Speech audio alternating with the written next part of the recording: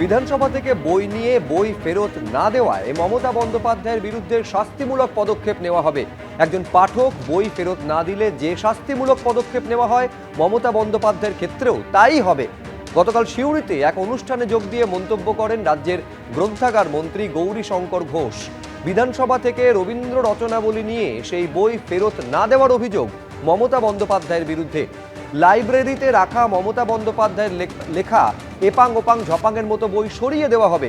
এইসব বইয়ের জায়গায় রাখা হবে রাষ্ট্রবাদী বই, জানিয়েছেন রাজ্যের গ্রন্থাগার মন্ত্রী।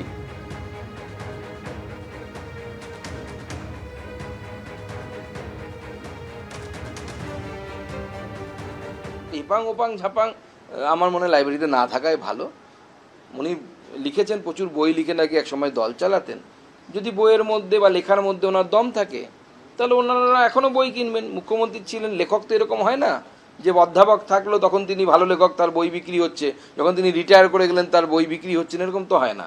বরঞ্চ বাড়ে। আমরা দেখেছি রিটায়ার করার পর আরও বই বিক্রি বেড়ে যায়, কারণ শানিত হয় বুদ্ধি তত বেশি। তো স্বাভাবিকভাবে আমরাও চাইবো যে মমতা বন্দ্যোপাধ্যায় এত ভালো লেখিকা, এত ভালো চিত্রকর, এত ভালো গায়িকা, তো স্বাভাবিকভাবে তার তো এখন রিটায়ারমেন্টের টাইম এসে গেছেন। উনি রাজনীতি বাদ দিয়ে এই সমস্ত ক্ষেত্রে আরও বেশি সময় দিতে পারবেন। তো তার তো বই বিক্রি বাড়বে, বাজারে বিক্রি হবে। কলেজ স্ট্রিটে দেখবেন প্রত্যেকটি দোকানে দোকানে এপাং ওপাং ঝোপাংয়ের বই পাওয়া যাবে। তো লাইব্রেরিতে থাকলো না থাকলো তাতে ওনারও খুব একটা হেরফের হবে বলে আমার মনে হয় না। দেখুন, এগুলো হচ্ছে সম্পূর্ণভাবে রাজনৈতিক উদ্দেশ্য প্রণোদিত।